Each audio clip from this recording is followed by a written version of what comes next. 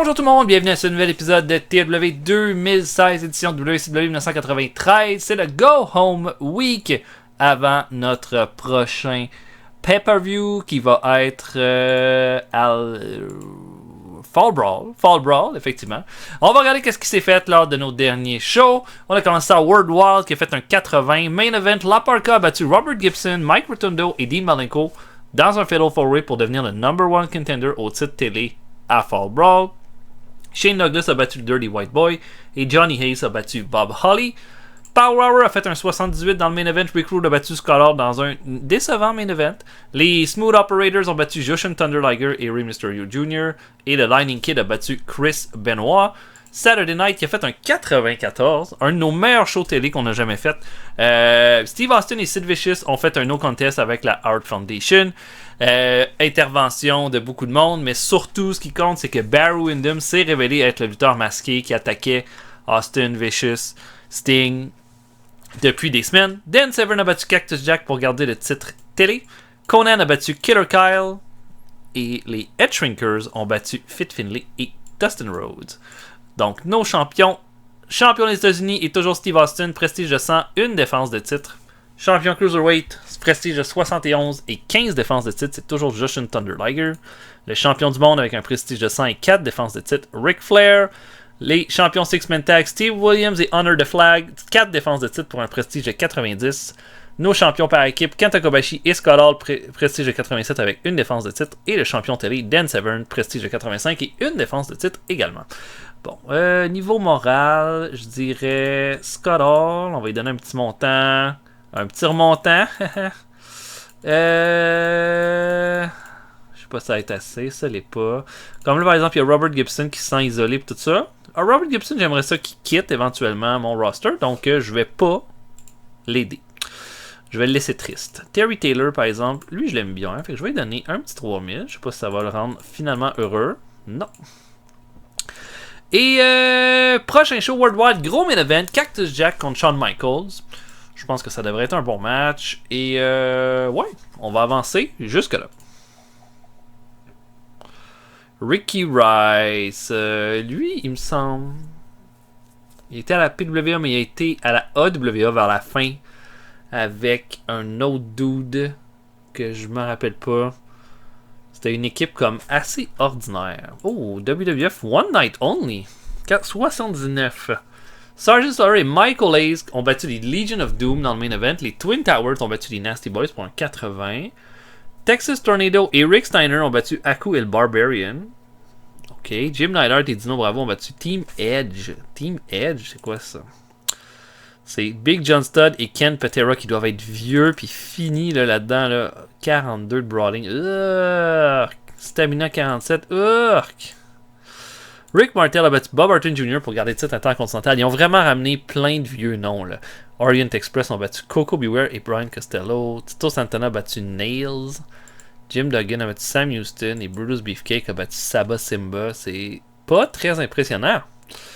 Anarchy Rules de ECW, Devon Storm a battu Shane Helms pour prendre le titre de... Puis un bon match de 66 à part ça. Pitbull One a battu Ricky Vaughn. Non, c'est pas lui que je pensais.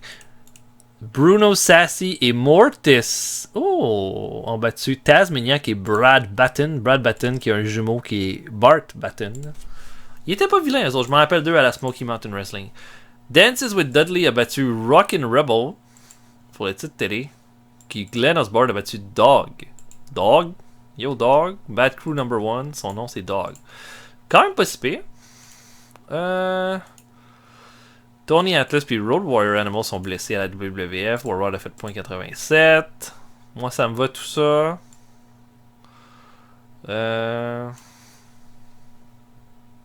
Ouais. C'est bien. Continuons. Continuons vers Raw World Wild. Ok, rien de spécial ici. The Warlord est sur le rise. Max Payne veut une augmentation de 1000$ par mois. Ça va me faire plaisir de te la donner, buddy. Ok, incident. Mike Awesome et DDP. Oh, Mike Awesome et DDP s'entendent bien en backstage. Et leur bonne humeur a eu un effet sur tout le reste du locker room. Robinson donné des trucs de selling à son protégé Chris Candido. Merci, Bobby. Peut-être y aller. J'essaie d'être stratégique. Aujourd'hui. Donc, Jericho. Jericho, on peut y trouver des amis, je suis certain.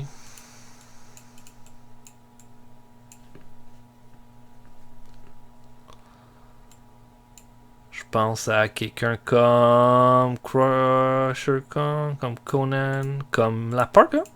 Non. Ok, donc je book ça. Main event Cactus Jack contre Shawn Michaels. Je book ça. On se voit après. Tantôt tout le monde.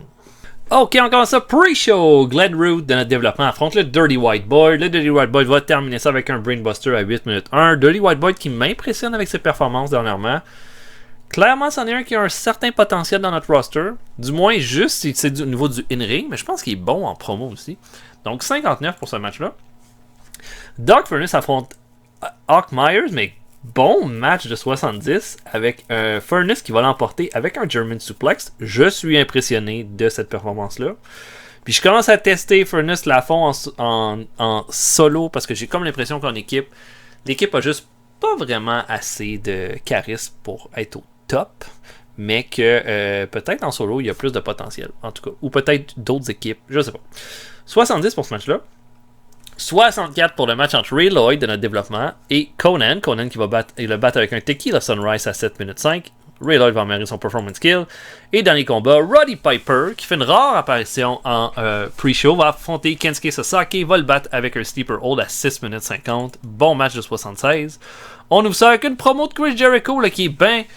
qui a l'air d'avoir la peur de sa vie. Là, il disait que c'était des blagues, ce qui se passait avec Scott Steiner, puis ce qu'il a dit, il voulait pas vraiment l'affronter. Puis que là, il comprend pas pourquoi il voit son nom au pay-per-view contre Steiner. Puis il dit, là, ça n'a pas l'affaire, puis je vais tout faire cette semaine pour pas avoir à me rendre à ce combat-là. Voilà. 64 pour cette promo-là. Jericho commence à prendre du galon, puis c'est bien important.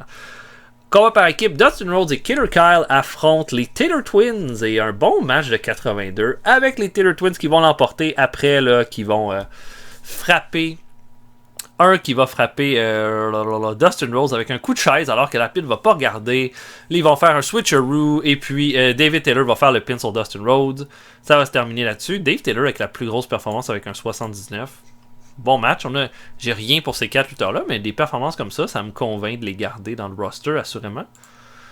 Davey Boy Smith affronte El Cubano. Ensuite, vraiment juste un combat pour mettre Davey Boy Smith en avant-plan. Il va faire son Military Press Slam à 9,41 et l'emporter.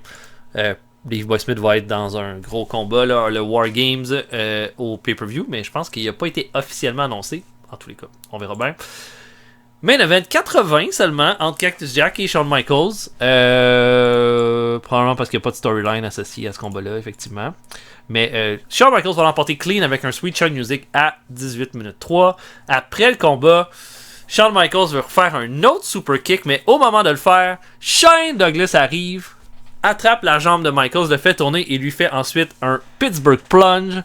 Et ça se termine là-dessus. Gros pop et gros segment. Un beau segment aussi de la part de Shane Douglas, ça va l'aider beaucoup. Et ça se termine là-dessus. 81 pour le show. Je suis bien satisfait. Et là, j'aurais le goût pour... J'ai le goût que le champion télé maintenant défende son titre à toutes les semaines. Fait que je pense que je vais mettre le main event de Power Hour cette semaine. Une défense de titre de Dan Severn. Au des opinions. Shawn Michaels qui dit que Killer Kyle ne connecte pas avec la foule. Effectivement.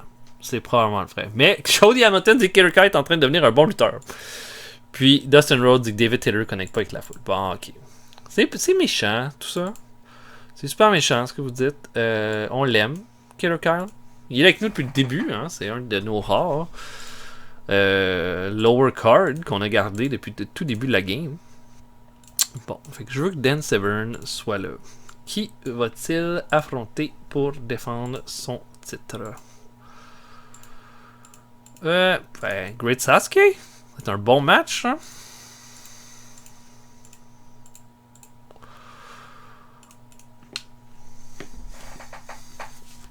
Oh oui. Bon match. Ok, bon. Stevie Ray et Terry Taylor. Stevie Ray et Terry Taylor sont bien entendus backstage. Comme. C'est bon, c'est bon. On a des bons gars, nous, en coulisses, en tout cas. On va dire ça comme ça. Bon, je pense que je vais essayer encore une fois quelque chose de stratégique. Mettons Sasuke. On pourrait essayer de trouver un buddy.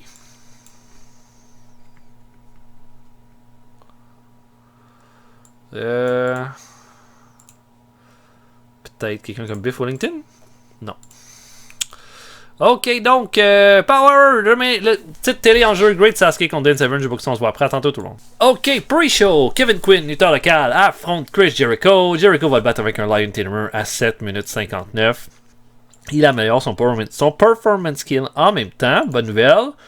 Ace Darling de notre développement affronte Dean Malenko. Bon petit match de 67. Malenko va l'emporter qu'un Texas Cloverleaf à 7,55. Les deux améliorent leur performance skill. Mitsuharu Misawa affronte Horace Boulder. Les deux ont une bonne chimie ensemble. Il y a une performance de 84 pour Misawa qui va terminer ça avec un Tiger Driver à 10 minutes 17. Horace Boulder améliore son flying skill. Et le dernier combat, Sid Vicious affronte Chris Duffy. Ça donne un 65 et une performance de 14 pour Chris Duffy qui s'est fait annihiler. On ouvre ça avec un match entre Ricky Morton et Lance Storm. Imaginez un petit combat là avec un bon work rate. Storm et Morton font la même performance à 71, mais Storm va l'emporter clean avec un Canadian Maple Leaf à 12-27. Ricky Morton, comme Robert Gibson, devrait juste servir à élever d'autres talents maintenant. Devrait plus gagner dans le show principal. Lance Storm améliore son performance skill. On a une promo de Sid Vicious qui parle de Bear Windham, qui lui dit: tu nous as bien joué, Bear Windham. On voit que j'ai jamais vraiment eu confiance en toi. Puis là, je vois que t'as l'air de t'être associé avec des mercenaires. T'sais. C'est peut-être ça que t'es au final. T'as peut-être toujours été un mercenaire qui était en quête d'or. Mais dis-toi une chose, à Fall Brawl, d'une façon ou d'une autre, je vais te mettre la main au collet. 80. Un combat par équipe, Biff Wellington et Bobby Eaton affrontent les Edge Shrinkers. Bon petit match, performance de 89 pour Fatou. Là. Ses performances commencent à être vraiment, vraiment bonnes. Fatou va l'emporter sur Wellington avec un double diving headbutt des Edge Shrinkers. Eaton améliore son Rumble skill et son performance skill. Fatou améliore sa technique. Donc un bon match.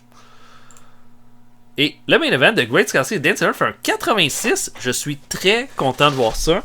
Severn va l'emporter clean avec un Beast Choker. On le met over. Puis deuxième défense de titre pour Severn. Mais ça me dit son work rate est déjà très haut. Même si on ne l'a pas fait venir depuis longtemps à la WCW. Donc c'est très très bon. Et après le combat, DDP arrive. Et là, Severn, lui, est comme sans aucune émotion. Prend son titre, le lève dans les airs. DDP arrive avec les Edge Shrinkers. Et dit: regardez-nous. Regardez-nous. Nous serons couverts d'or. Couverts d'or. Et qui sait? Peut-être aurais-je le titre télé aussi un jour. Et là, Severn regarde, genre, de quoi tu parles? Et là, DDP: non, mais tu sais, on sait jamais. Peut-être tu vas vouloir aller au titre mondial. Hein, puis je vais ramasser le titre télé. En tous les cas, voilà. Mais le titre Six-Man Tag va appartenir à DDP et les Edge Shrinkers après le pay-per-view. Et 89. Excellente façon de finir. Et un 85. Pour ça, c'est très, très, très, très, très bon. Maintenant, ça va être le temps de notre... Qu'est-ce qu'on va vouloir avoir comme main event pour Saturday Night? Bon, l'opinion de DDP dit que Chris Jericho va être une star. Ben, lui, il a des bonnes opinions. C'est tout ce que j'ai à dire. Interview avec Scotty Riggs, qui est dans notre développement. Il est très nerveux avant les combats. Plus il est haut dans la carte. Ok, ben tu seras pas en haut de la carte avant un bout de temps. Sinon jamais. Ok, Wrestling Challenge. Bon, il n'y a pas grand chose à dire. 68 Virgil contre qui a battu Kevin Von Erich. Fury Hour. Oliver. Rip Oliver et le Angel of Death ont battu Bad Reputation, Al Burke et Manny Fernandez.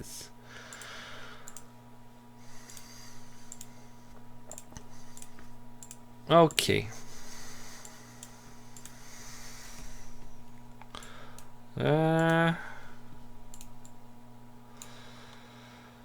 Bon, Steamboat, c'est sûr que ce serait bon avoir un match.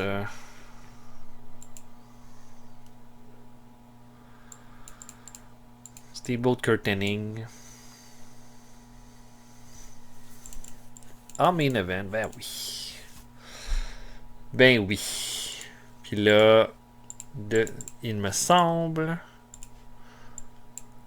Awesome a fait traverser Ric Flair la table. Ok, ouais, non, c'est ça. Parfait. Fait que Ricky Steamboat contre Kurt Hennig, main event, me semble, ça va être parfait. Fait qu'on met en avant nos contenders pour Steamboat. Même s'il est en perte de capacité, c'est pas la pire affaire de l'avoir en main event. Ça va donner un bon combat. De toute façon, je suis certain. Ok, Superstars. 81. Undertaker a battu Michael Hayes. Les Legion of Doom ont battu Haku et le Barbare. C'est ça. C'était ça leur combat. Michael Hayes. Nous, on n'était pas... J'aimais pas Michael Hayes. Je trouvais que ses stats étaient dégueux. Même s'il y a beaucoup de charisme. Puis un bon... Mais pas tant de star quality, mais beaucoup de charisme. J'ai jamais trippé. Je pense que c'était même un ancien champion de télé dans notre game. Tiger Mask.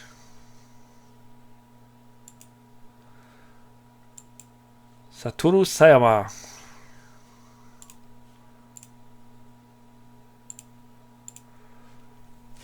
C'est sûr qu'avec une 35 ans, c'est quand même vieux un peu, mais ses stats sont pas dégueux, Tiger Mask. Puis là, je pense qu'il est comme en retour de... C'est ça? Non. Il a lutté beaucoup à la SWS. Moi, je me dis... On a beaucoup de monde dans le roster. On va pas le signer, mais ça serait tentant. Ce serait très tentant. Je pense que j'ai vu que Kevin Nash avait joint une fédération. Je vais regarder avant de commencer le show. Voir c'était quoi.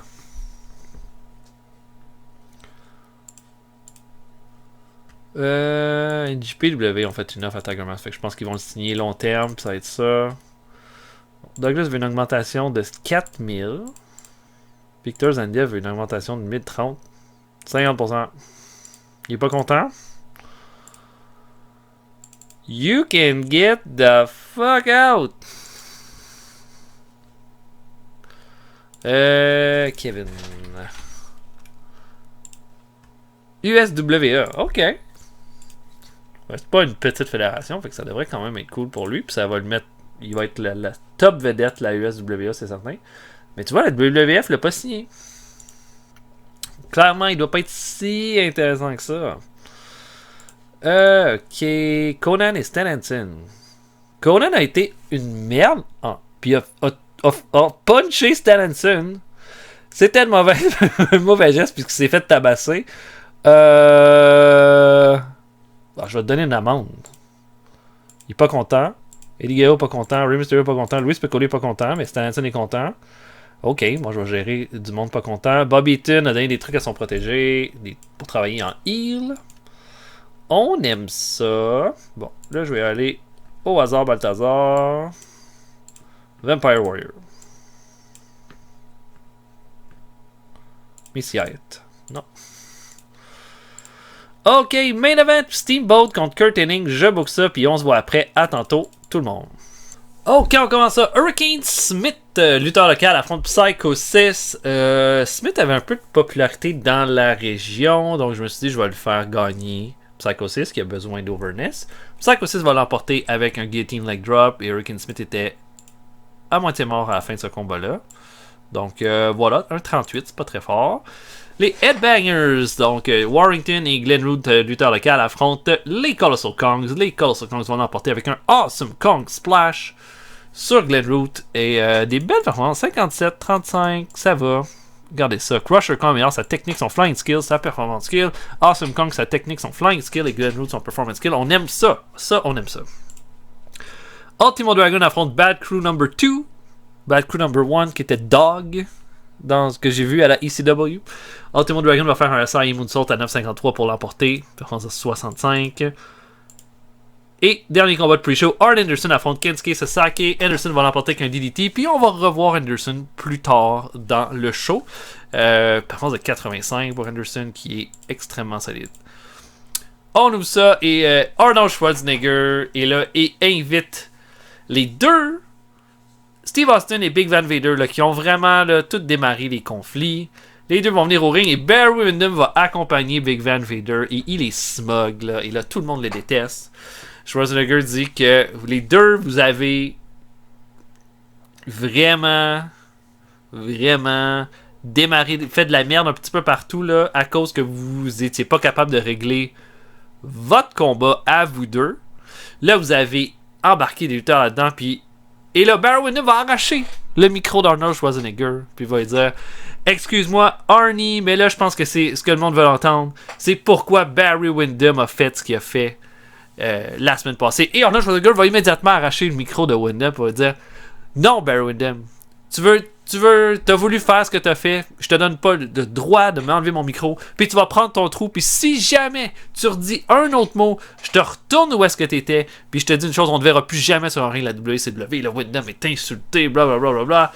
Et Arnold va dire, vous avez impliqué pas mal de monde dans votre rivalité, ben il y a une seule façon de finir ça, à Fall Brawl, les 8 lutteurs, Austin, Sid Vicious, Sting, Davey Boy Smith, vous allez affronter Vader, Barry Windham et la Hart Foundations. Et vous allez régler vos trucs une bonne fois pour toutes. Et voilà, là, tout le monde est content de l'annonce. Un 100, on va avoir un War Games.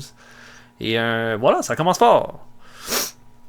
Championnat Six-Man Tag, Steve Williams et Honor the Flag affrontent Brian Lawler, Terry Taylor et Victor Zanziev qui fait, j'imagine, sa première apparition à Saturday Night. Zanziev, là, c'est pas fort pantoute. Là. Ça s'en va là, aussi rapidement que c'est arrivé. Les performances étaient pas top, hein? 62, 64, 63, mais 90 pour Steve Williams qui est en feu tout le temps. Steve Williams va faire un German Suplex à Zanziev pour terminer le combat. Une 5e défense de titre pour eux. 79, c'est très bien. Et là, on a un footage de Ric Flair à l'hôpital là, qui apparemment va être prêt pour ce dimanche. Mais là, il fait comme si... Oh, et là, il voit la caméra arriver, puis là, il dit « Mike Awesome!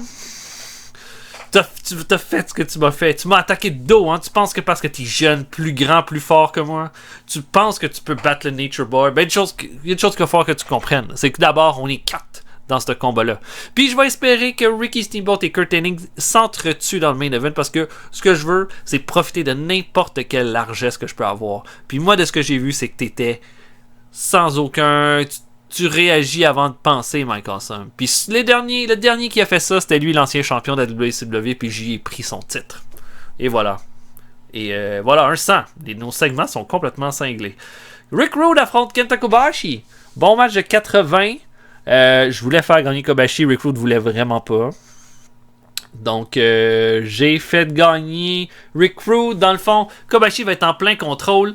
Et là, Flash Funk va venir sur la rampe et va commencer à danser.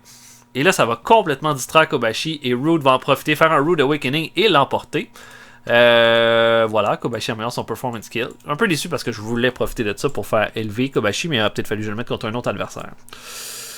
Une promo de Baron Pillman et Roddy Piper qui vont affronter Buddy Landel et Landstorm au pay-per-view. Pillman dit qu'ils sont retournés voir Eddie à l'hôpital, apparemment qu'il va à la maison, apparemment qu'il va bien, qu'il est en réhabilitation, pas à l'hôpital, à la maison. Puis que apparemment il va bien, on espère qu'il va revenir le mois prochain, mais peut-être pas, tu sais. L'attaque que les Blue Bloods ont faite, ils ont fait beaucoup d'effets. Et Roddy Piper va dire, ben Buddy Landel puis Landstorm, vous allez payer pour cette attaque-là, puis vous allez, à toutes les fois que vous allez vouloir faire quelque chose de traite, sans scrupule, ben vous allez penser à Brian Pillman et à Roddy Piper avant que vous le fassiez à partir de maintenant. 82. Je me serais attendu à plus, mais ça va. Brad Armstrong affronte Chris Candido, combat de Cruiserweight ensuite. Candido va l'emporter clean avec un blonde bombshell, un powerbomb de la 3e corde sur Armstrong pour un 75. Candido qui va affronter Jushin Liger. On continue de l'élever dans la division. Puis je pense qu'il fait un bon travail. Une promo d'Arn Anderson, ensuite un 98 pour cette promo-là. Il parle de William Regal. Hein. Il dit qu'il a affronté des centaines, puis des centaines, puis des centaines d'adversaires dans sa carrière. Il n'en a jamais affronté un qui s'appelait Lord, puis il n'en a jamais affronté un, probablement du potentiel de Lord Steven Regal. Puis il en a affronté des lutteurs extrêmement talentueux qui n'ont jamais été capables de livrer la marchandise. Il sait que William Regal est capable de la livrer, puis que probablement une victoire contre Arn Anderson, ce serait la plus importante de sa carrière. Peut-être la victoire qui ferait de lui un lutteur indétrônable à la WCW. Maintenant, Est-ce que c'est ça qui va se passer quand on va arriver dans le ring? Est-ce qu'il va avoir besoin de ses larbins pour battre Arn Anderson? Parce que si c'est le cas, non. Lord Steven Regal sera jamais un top. Mais s'il décide qu'il veut y aller technique contre technique, brawl contre brawl, intelligence contre intelligence, puis qu'il réussit à battre Arn Anderson, effectivement, j'aurais pas le choix de le dire. William Regal, t'es le meilleur lutteur au monde. 98 pour cette promo-là. On a un match entre Sting et Owen Hart. Ensuite, un bon match de 90 entre les deux. Vraiment un combat qui aurait pu être notre main event. Puis les deux vont bien lutter durant un bon 18 minutes. Et puis Sting va commencer à prendre le contrôle. Il va faire 3 Stinger Splash. Au quatrième, Owen Hart glisse en bas du ring et décide juste de foutre le camp. Et ça va se terminer en count-out volontaire. Juste une question de mousser là, le combat de Fall Brawl. 90, c'est très bon. Stan Hansen fait une promo. Hein, il dit qu'il revient du Japon. Il vient de dealer avec un connard backstage, juste faire un petit point par rapport à la que Conan lui ait collé une patate, puis qu'après ça, il est battu le cul. Puis il se rappelle que Kevin Sullivan va être son prochain défi à Fall Brawl. Il dit Kevin Sullivan, t'es un bon brawler, t'es un bon brawler, mais t'es au bas de l'échelon depuis longtemps, puis t'attends de remonter.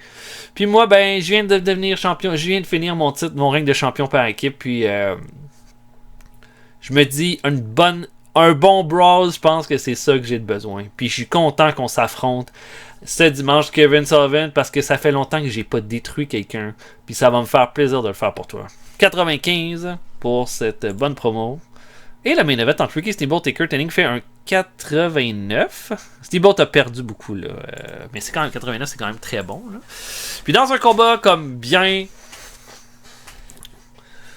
géré, ou est-ce que, tu sais, comme tout le monde a bien paru, Hennig va surprendre Steamboat avec le Hennigplex à 18 minutes 4. Le combat aurait pu être plus long, j'aurais eu une meilleure note. J'aurais dû mettre 20 minutes. Et on va l'emporter comme ça. Comme Steamboat a vraiment amené Hennig à la limite dans les autres combats, mais cette fois-là, Hennig a semblé avoir une petite coche en haut plus. Kurt Hennig améliore son performance kit, on termine ça là-dessus. 91, on augmente notre popularité dans 26 régions, c'est très bon. Très bon.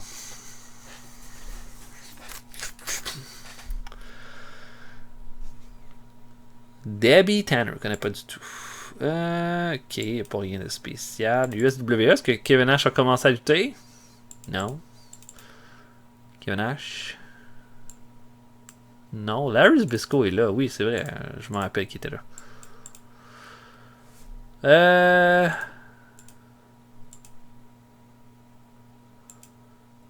Pas l'air d'avoir de Kevin Nash dans tout ça, mais peut-être qu'ils vont l'utiliser plus tard. 6.56 de ratings. Est-ce que c'est bon? On a fait 6.30, 6.5.79. Wow, c'est énorme. On a fait bien plus de monde que d'habitude. 5.78. Notre plus gros ratings.